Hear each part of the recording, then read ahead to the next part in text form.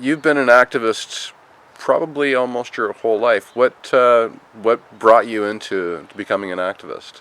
So I was lucky to be born into a family and grow up around people who realized that it's normal to be politically active, that there's no such thing as being neutral in your society. If you're not doing something to change the status quo, you're helping the status quo continue.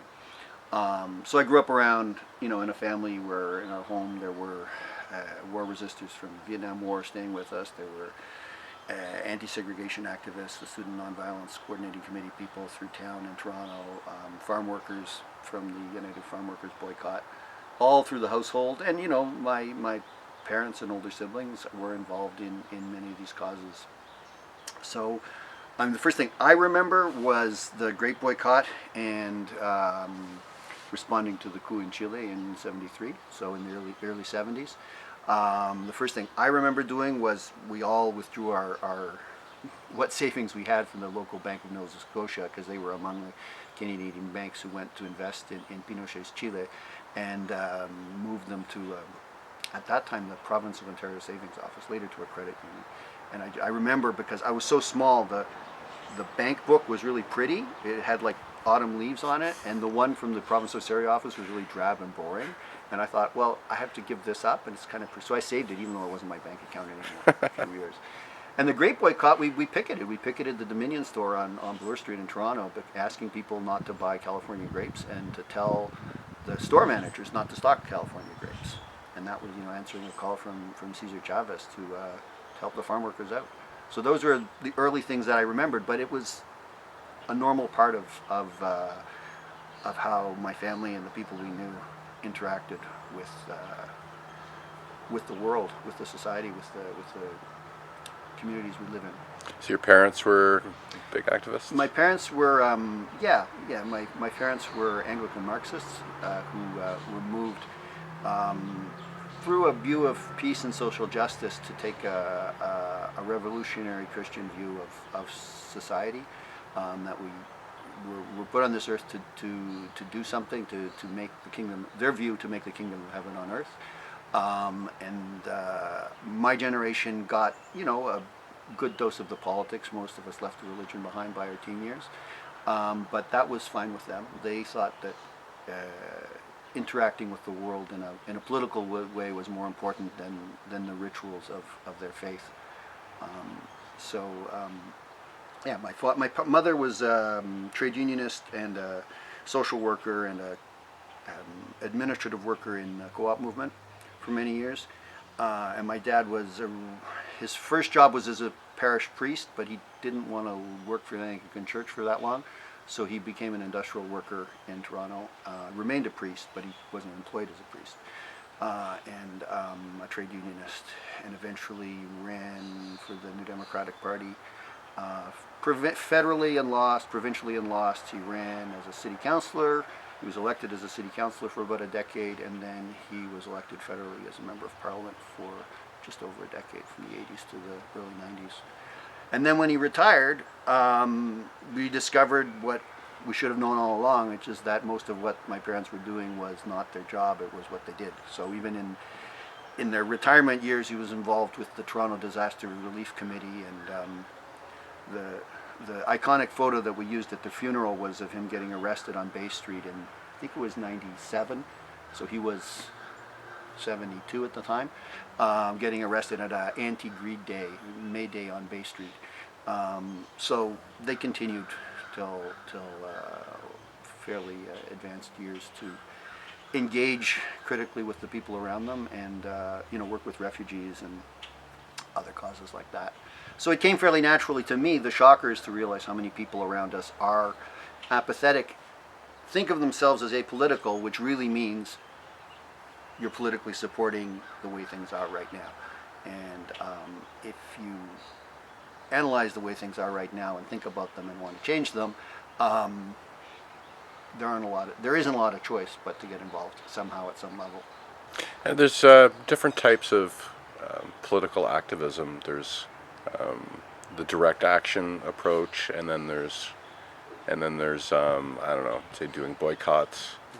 and stuff like that. When do you remember your very first direct action? Oh yeah. So just to comment on it, I'm a full spectrum activist. I don't have a lot of faith in electoral politics, but I engage in electoral politics. I think it's part of the process, and I engage with politicians in between elections because I think it's important that they hear from people not just every 3 or 4 or 5 years. I do the full range of petitions and letters. I probably sign more than a petition a day for one thing or another. And the sort of lobbying kind of thing. But I think at a certain point the politicians will take it more seriously if there's a movement of people willing to put themselves on the line in some kind of direct action. So, I remember people doing it. My older sister and my father were sitting at La Macaza before I was born in the 60s at La Macaza was the place where the first nuclear weapons came to Canada under, I'm going to say Pearson, but I don't actually remember. Anyway, under a Liberal government in the 60s. And Margie was in her teens at the time, and we discovered decades later that they were all profiled by the RCMP, and this stuff was declassified a few years ago, and the media contacted her and asked, what were you doing there? And she said, well, I was with my dad, obviously, right? But in my case, it was against the cruise missile in 1982. The cruise missile guidance system was being manufactured outside Toronto and Rexdale. And there was actually quite a large movement, the ANVA, the Association for Nonviolent Action, or the Alliance for Nonviolent Action, or something like that, in the Greater Toronto, but all throughout Ontario and different parts of Canada. So we were in that action in November of '82. I'm going to say we were over 100 people sitting in the street outside the Lytton Systems plant, calling on a Trudeau government, a previous Trudeau government, to stop building and stop testing the cruise missile system in Canada. Which ultimately, this was in the era of Reagan, so it was trying to put a wedge between the Reagan Star Wars stuff south of the border and what, the usual Canadian kind of middle of the road. It wasn't the Harper, we want to be more warlike than the big warriors, but it was the Canadian ambiguous, well, we want to pretend to be kind of peaceful, but we're in fact going to build the stuff and test the stuff and support the stuff for the warmongers, right? So trying to build a Canadian opposition for that in the 80s was something that I wasn't arrested that day. There were, like I say, there were lots of people arrested, and some of my friends were, but it was a good lesson in how to do that, how to sit on the ground, how to get dragged away, how to support people once they were in jail, because of course there was a whole series of trials after that. I think most of them got acquitted or what do they call them, conditional discharges in those cases. But it was an education, and some of those people I still know today and I still work with today are still involved with opposing militarism and the arms trade, and that link, how much our economy is embedded in the war economy, is still an issue which accompanies us today, and it's something we still have to think about. So you might have momentary victories in some of these things, but they're really ongoing struggles. To try to build a peaceful economy is a very long-term project.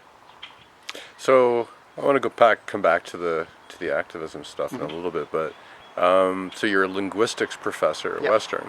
What brought you into being interested in linguistics? I've always liked language. I studied language. I'm still a student of language, so I just like languages, and I had the good fortune to find a job where people wanted to pay me to study what I love and teach about it. So it was a natural for me. I didn't know about linguistics before I got to university. I studied my first year in France, and I took a linguistics course, and I said, this is for me. I came back to Toronto and did 3 degrees in languages and linguistics, and I didn't expect to be working in it, to be honest. I did it because I was interested in it, and somewhat to my surprise found that there was jobs, and at the time there were still jobs, and was able to start working, and came to Western on a 1-year contract because I didn't see myself staying here. They were in the mid-90s, they were shutting down the linguistics program, and they didn't have a collective agreement. And within a year of being here, the French department offered me tenure stream contract, and we were reviving the linguistics program and certifying as a faculty union. So it seemed like reasonable conditions to stay.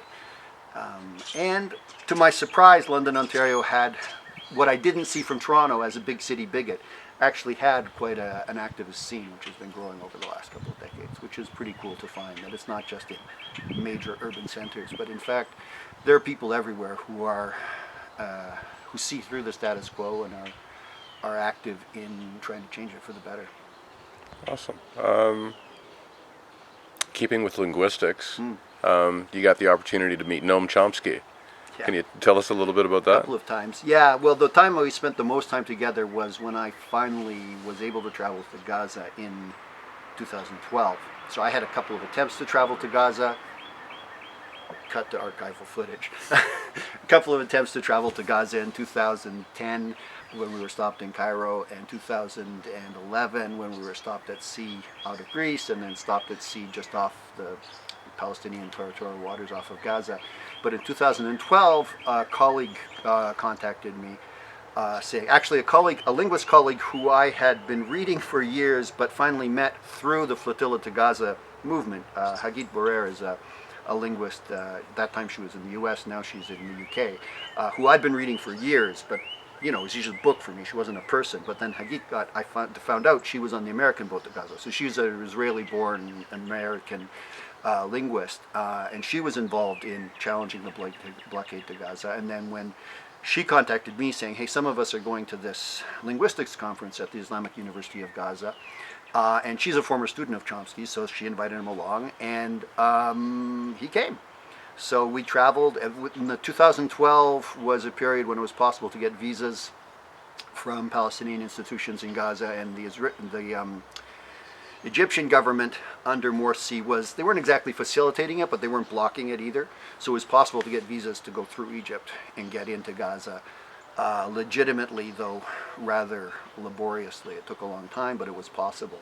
So we traveled, and of course arriving anywhere with Noam is a media event, right? And arriving in an enclave like Gaza, even then, which was a good period in terms of getting in and out, was quite a media circus.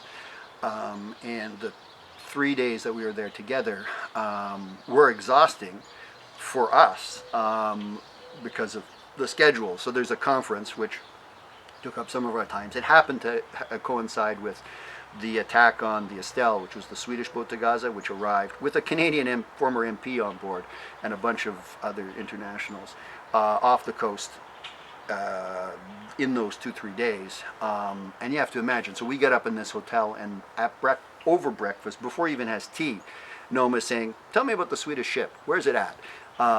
So he was following it very closely. In the middle of the day, after it was attacked and boarded like other flotilla ships have been attacked since 2009-10, we knew that we had to have a press conference. So we got him out of the university and down to the port to have a press conference, which of course, you know, attracts the attention that you want for a press conference. But then he had an exhausting schedule of people who wanted to see him, and everywhere he went, the guy stops.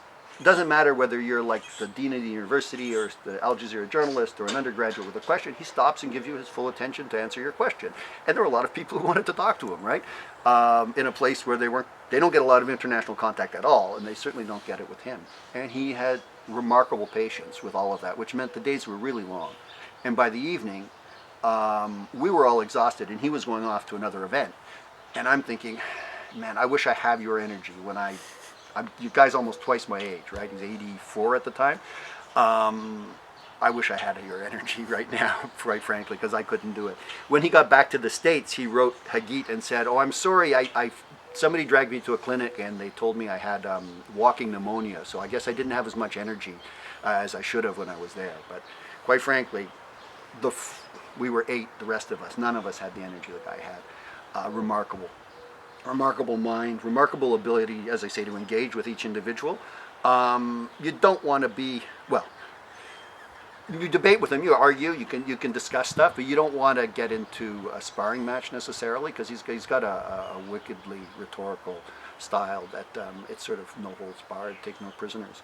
But we remain in touch. So recently, when the student union at McGill voted a boycott, divestment, and sanctions motion in General Assembly, which they then went to ratification on an online vote and was defeated in the online vote with probably some irregularities and people campaigning against it, because you're not supposed to campaign against these votes by McGill rules.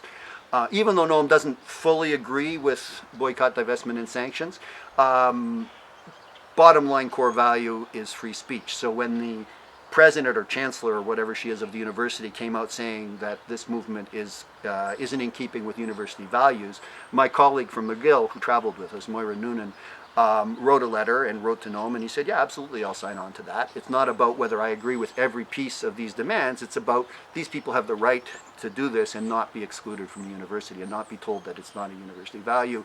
And not only that, if you want to talk about academic freedom, why aren't you talking about the academic freedom of Palestinians? We're talking about, you know, a major world intellectual who happens to be Jewish, who was prevented from traveling to the West Bank to talk on an invitation there. He actually showed us his passport. He was delighted because they stamped it in Hebrew and English. In English had no entry with a spell typo in it. So he was like a kid showing people his stamped passport. So, you know, he was is on side with signing that kind of thing. People kind of want to put him in a box as saying he's a one-stater, or two-stater, not a one-stater. Really, if you get down to it, Noam Chomsky is a no-stater kind of guy. His two-state position, which is not one that I share, is a pragmatic one, that he thinks that the world consensus can get there more easily. I understand that. I might not agree with it, but he's certainly not dogmatic about it. It's something that he's open to discussion about, and he's open to supporting people.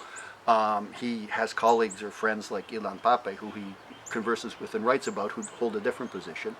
And he's an amazing person to meet and to have as part of the movement. Because of the intellect, because, you know, he's the most cited person alive, and because of the, I would say the razor sharp analysis that he brings to so many issues.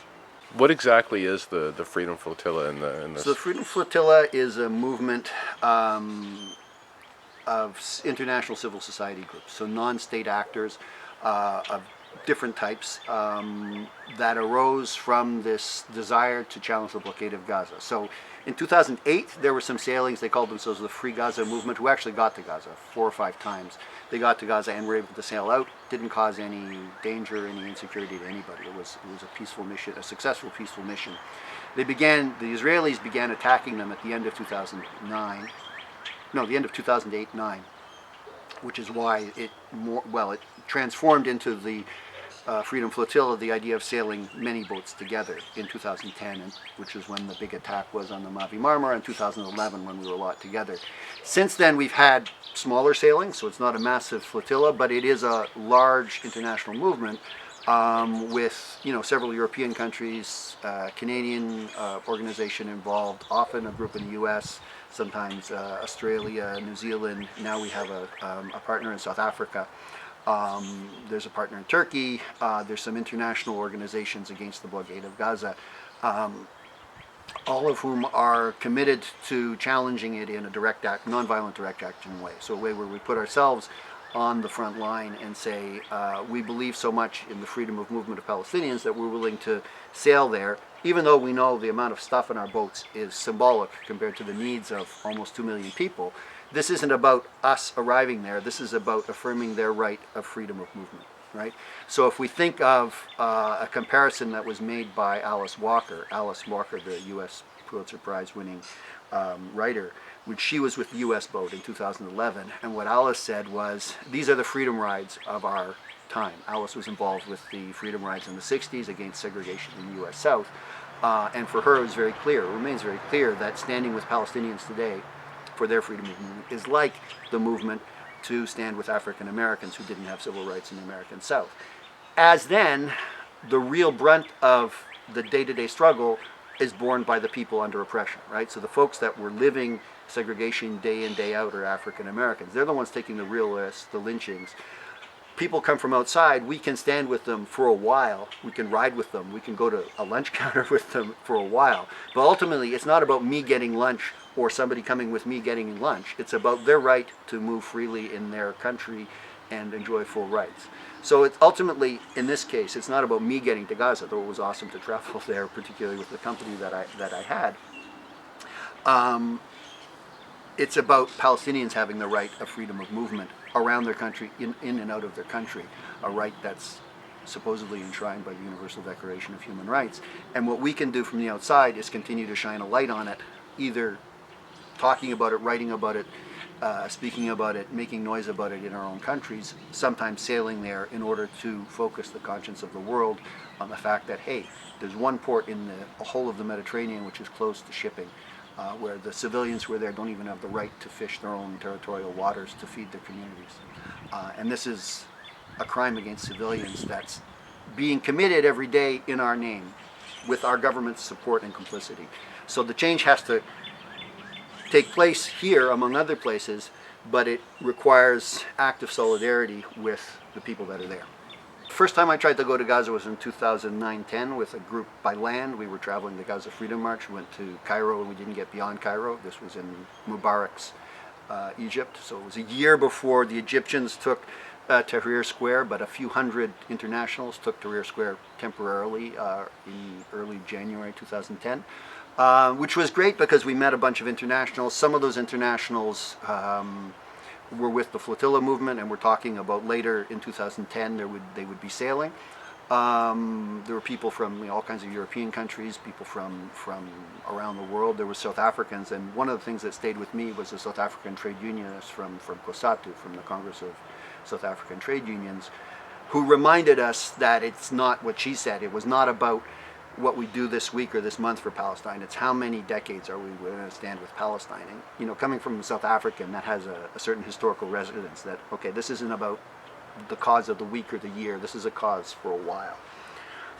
So later that year was in 2010 was the flotilla that was most brutally attacked when people were shot on the Mavi Marmara before any Israelis boarded it, right? And there were a couple of Canadians on board. Kevin Nish had photos of some of what went on. Other people had footage of what was going on. Most of that was lost. But our response to that,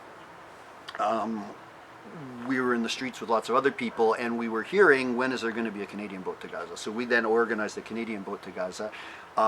First time for any of us to do anything like that, and joined the flotilla movement, ready to sail in 2011. We weren't able to sail from Greece in June, July 2011, when there were a whole bunch of campaigns in different Greek ports, because the Israelis were able to outsource their blockade to Greek waters, and have the Greek Coast Guard enforce their blockade for them and prevent us from leaving Greek waters. We eventually sailed our boat, the Canadian boat, and an Irish boat, the Saoirse, in November 2011. In November 2011, we left Turkish port of Fethiye more quietly than previous attempts, and waited until we were into international waters to declare where we were going and what we were doing. We had a smaller group on board. There were just 12 people, including the captain and the journalists. But we got lots of media for the 2 days of sailing. We got as far as about 40 or 50 nautical miles off the coast of Gaza, so in international waters, headed towards Palestinian waters off of Gaza, before we were assaulted. Well, first had our communications cut, because the first thing that happens, of course, is the state, which is operating outside of law, outside of international law, doesn't want anybody witnessing what's going on. So we lost all of our sat phones. All of the media lost their satellite communications for their TV feeds, and a couple hours after that, we were boarded by the Israeli occupation Navy. In international waters, right? Yeah. Like, our course was always towards Gaza, and we weren't in sight of land, but we were, we knew where we were headed, and the position, the GPS position is quite clear where we were. We were in international waters, and they begin lying about it early on. They say they're headed towards Israel, they're threatening Israel. No flotilla is ever headed towards Israel, because none of us is interested in going there, right? We're interested in going to the port of Gaza, through Palestinian waters, out of international waters. So we were boarded by, commandos with machine guns and those scary little laser pointers and that kind of thing. The two of us who were with the steering committee were stationed at the bridge with the captain, and we refused to leave the bridge because, well, as I said, I'm not going to leave my friend alone with armed strangers. It doesn't seem like a friendly thing to do. So I was tasered and removed, and Heap was removed. The other Canadian was removed from the bridge. The usual searching and detention. So we're taken there off our course to the Israeli port of Ashdod, where they stole our ship, they stole the equipment, they stole most of the media equipment. So quite apart from our ship and what we were carrying, tens of thousands of dollars worth of media equipment stolen. One of the Al Jazeera journalists was able to get out a very small video chip from a smaller camera.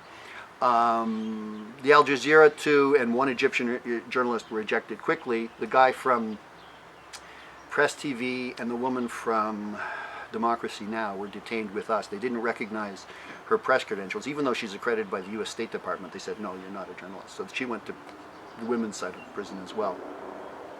We were detained, questioned, searched some more, eventually detained with 12 guys from the Irish boat.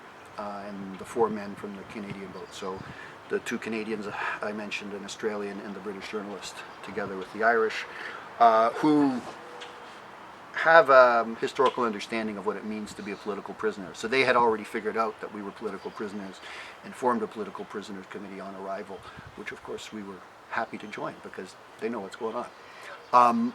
The cause is also much more prominent in Ireland, so they got a higher level diplomatic visit, actually starting right at the port. They were met by Irish diplomats at the port. They had an ambassador the next day. We eventually saw like a second vice consul from the Canadian consulate, who were professionals, but it was clearly just a lower level diplomatic priority, let's put it that way. Whereas, in Ireland they had representatives of several political parties, they had major national figures from the sporting world, etc., arts, etc., on board, so they were a big deal for Ireland. But it was great to be there, I think, with people like our Irish prison mates who know about what it means to be an occupied people, and they know what it means to be a political prisoner. A couple of them had been political prisoners. We were told by our Israeli kidnappers, well, we were told all kinds of non-plausible things, but they told us they were going to keep us for weeks or months or something like that, and we'd have to pay our own way home.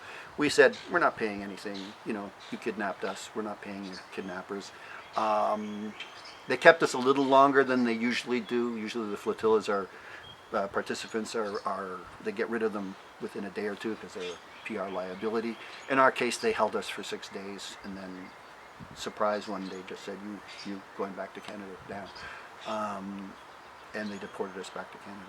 We didn't pay them anything. I signed a receipt in Hebrew for my stuff, but apart from that, I didn't sign any, recognition that I had entered. They want you to recognize that you've entered the country illegally, and I said, okay, well, the person that brought me here recognized that they brought me here illegally, because I didn't really have a choice in the matter, right? I mean, yes, it's illegal, but it's not a crime that I'm responsible for. It's a crime that, your military is responsible for, and they weren't, of course, willing to see it quite that way. So I was willing to sign like a mutual thing saying, something illegal has happened here, but that wasn't how they view it. They viewed me as an illegal entry to the country, which is kind of a weird legal status to have. But they also were pretty clear that they didn't want to see us in court. They like to threaten people who are Israeli nationals with crimes under Israeli law. What another flotilla participant who is an Israeli national discovered is that the judges aren't very impressed there because the supposed crimes don't happen in Israeli waters, right? So they're pretty clear that they don't want to have jurisdiction over stuff that happens 50 nautical miles at sea. But the military, of course, they're the military. They do what they feel like. They've got the guns, and nobody's really to challenge them, right? So this is the ultimate problem. The previous, at that time was the Harper government, basically their position on it is, let me take an Israeli press release and read it to you. And that's what the Canadian foreign minister did while we were in prison. our response to that is if a Canadian politician wants to work for the Israeli government, they should resign from the Canadian government and take a job for the Israeli government. But it would be really more appropriate to have a Canadian politician representing Canadian interests. Radical idea. So ultimately, this little boat in the Eastern Mediterranean, and there's another one sailing later this year, or at least one sailing this year, they're not just about a handful of people floating towards Gaza in the Eastern Mediterranean. It's really a platform to talk to Canadians about the complicity of our government with that blockade and with the occupation of Palestine more generally. So the success of the mission really is the conversations that we're able to have afterwards. I traveled to more places in Canada and talked to more people as a result of that than I ever had before, and I certainly ever would have to be able to talk about the blockade of Gaza. So while we weren't able to reach the Gaza, for the Palestinians there, the message is very clear. You're not forgotten. We're talking about you. We're willing to put it on the line for you. And not only that, we're talking to more people. I'm still meeting people. I'm surprised. Here we are 4 years later. I'm still meeting people who heard about the mission then, or who heard one of the talks that came out of that sailing. And it may not have radically changed their views, but they're now more open to the view of, yeah, we have to do something about the blockade of Gaza. So it continues to have ripple effects. And, you know, people will continue to sail. People will continue to challenge the blockade in whatever ways they can until Palestinians have the right of freedom of movement. So there's another flotilla coming up shortly. Yeah. Can you tell a little bit about that? So in March 8th this month, 2016, the Flotilla Coalition launched the campaign called the Women's Boat to Gaza. So again, our national campaign, the Canadian Boat to Gaza, is a participant in that. And here in London, Wendy Goldsmith is the spokesperson for the flotilla in Canada and for this particular campaign. The spokesperson in English, Dunya Hamu here in London, is the spokesperson in Arabic. There's other spokespersons in the other countries, obviously. But the particularity here is that they are reaching out with a boat which will be crewed by women. The delegates on board, the prominent people on board will be women. The journalists on board will be women. Sailing again from a Mediterranean port that will be revealed later, in a way that draws attention to, particularly to the plight of women in occupied Palestine, and in particular under the blockade in Gaza, where the economy is in shreds, the level of employment for everybody is brutal, for women is particularly brutal.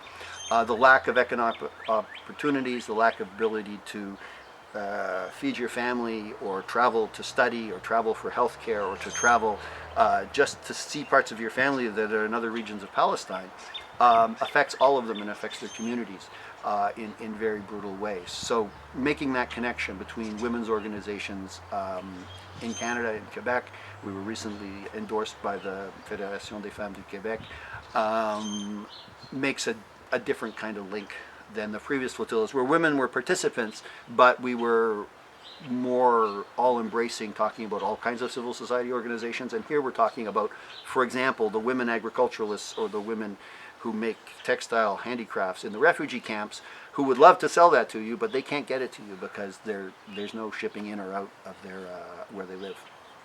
Awesome. When you go and do some of these actions, I mean, you know, I specifically think about you being boarded in open seas. How's your family take it? So I have 2 kids. They're in their 20s now, but when that happened, they were younger. One of them was a teenager, and it was rough on them. My siblings, my parents were alive at the time, and they thought it was pretty normal. My siblings have mixed views, but it's more on the normal side than the not normal side. My brother, because, well, for family reasons, he was the one who was a spokesperson for me. So when the Toronto Star wanted an interview, Danny was the one who did the interview, and he made the link to our dad going to join Martin Luther King in 1965, before I was born. But he remembers him going, and people talking about the danger, right? Because this is a time when the do-gooder white human rights activists or civil rights activists, they were called back then, going from the north to the south, were occasionally targeted. Not as much as African Americans, but they were sometimes targeted by the Ku Klux Klan and racist goons in the south, who were protected by the police, etc. So I mean, the issue of danger was real then. The issue of danger is real now. I guess So that, it's tough on all of us. It's tough on my spouse as well, who, her choice is not to talk to the media about it, but it's something you discuss in advance. You discuss all of the possibilities, and ultimately my participation is no more or less important than anybody else's. It's just at a certain time, some people have to be on the front lines and some people have to be behind the front lines supporting us in different ways. I don't feel like I always have to be the one taking the hit or standing up to the the machine gun or the taser or whatever it is. But when it's my turn, I'll sit on the line like anybody else. And when it's somebody else's turn, I'll do the fundraising or the media work or make the website or whatever else needs to be written. Do the jail support. Phone foreign affairs for people who need to get out of prison. All of that stuff. It's all part of the struggle, and some of us can at certain times take more active roles. Not everybody is able to, for whatever personal reasons, can't necessarily be the one who's on the front line, but everybody can be on board with this in some way. And that's the image that I want to keep. These are really small boats, right? The big one is like 24, 25 meters long. That's not a huge boat. The Mabi was big, but most of these are small boats.